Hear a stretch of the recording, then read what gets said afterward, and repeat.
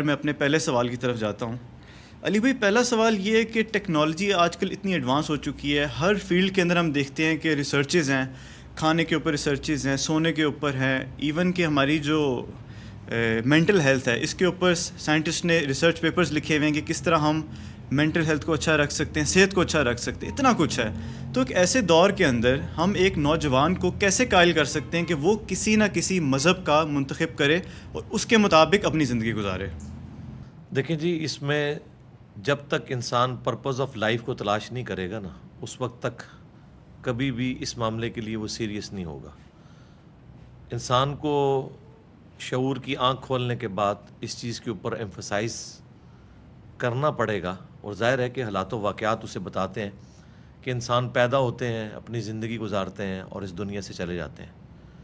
وہ کون سی ہستی ہے جس نے ہماری مرضی کے بغیر ہمیں پیدا کر کے اس پلانٹ ارتھ کے اوپر پٹ کر دیا ہے؟ اور پھر کیا مرنے کے بعد بھی کوئی اور زندگی ہے؟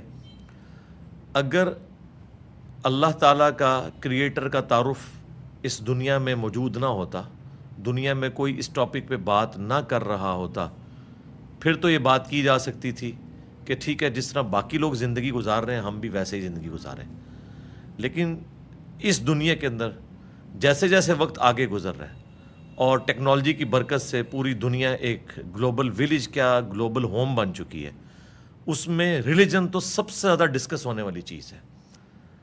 لیکن یہ ایک المیہ ہے کہ لوگ سائنس کی تحقیق کرتے ہوئے اپنی اس فیلڈ کے اندر بڑی دور تک جاتے ہیں، لیکن فزیکل ورلڈ کے پیچھے جو میٹا فزکس ہے، جو ان تمام چیزوں کو لے کے چل رہی ہے، اس کی طرف وہ متوجہ نہیں ہوتے، تو ظاہر ہے پھر ان کے لیے خدا کبھی سیریس نہیں ہوگا۔ تو مذہب ہماری ضرورت نہیں ہے، ہماری ضرورت ہے خدا، اور خدا کی ریکوائرمنٹ انسان سے یہ ہے کہ وہ اس کے بتائے ہوئے قوانین کے مطابق چلے۔ اگر خدا کی طرف سے یہ اناؤنسمنٹ ہو جائے کہ اپنی مرضی کی زندگی گزارو، تو پھر مذہب ہماری ضرورت نہیں رہے گی۔ خدا ہماری ضرورت اس لیے ہے کہ ہم مر جاتے ہیں، نہ ہم اپنی مرضی سے پیدا ہوئے، نہ اپنی مرضی سے مریں گے، اور اگر مرنے کے بعد کوئی آگے زندگی ہے تو اسے سیریس لینے کی ضرورت ہے۔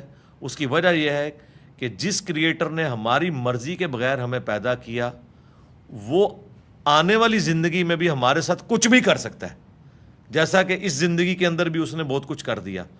ہمیں اگر خوشیاں دیں تو کئی ایک غم بھی دیے، اور ان غموں کو ہم ایک لیول تک تو کسی کے ساتھ شیئر کر سکتے ہیں، اس کے بعد نہیں۔ اور اگر آخرت کا جو وعدہ دینے والے پیغمبر، لاکھوں پیغمبر جو سچے تھے اپنے اپنے زمانوں میں، وہ سب کے سب ایک بات کر رہے ہیں کہ تمہیں مرنے کے بعد اپنے رب کے حضور پیش ہونا ہے، آن دا ڈے آف ججمنٹ تم جواب دہ ہو، اکاؤنٹیبل ہو اپنے رب کو۔ تو ہزاروں اور لاکھوں پیغمبر ایک ہی بات کر رہے ہیں، جو کہ اپنے اپنے زمانے کے سچے لوگ تھے، ان کے مخالفین بھی انہیں مانتے تھے کہ وہ سچے لوگ تھے، تو وہ جھوٹ تو نہیں بول سکتے۔ پھر لاجیکلی کیا ہم اپنے کریٹر خود ہیں؟ کیا ہمارے ماں باپ ہمارے کریٹر ہیں؟ انہیں تو پتہ بھی نہیں تھا، ان کا تو ایک اپنا معاملہ تھا۔ اس کے بعد اللہ تعالیٰ نے انسان کو جس طریقے سے بنایا ہے، آج سائنس کی برکت سے تو ہمیں جس طرح چیزیں پتہ چلی ہیں، اس کے بعد تو زندگی کا سب سے اہم سوال یہ ہونا چاہیے کہ وہ کون ہے جس نے ہماری مرضی کے بغیر ہمیں پیدا کیا ہے۔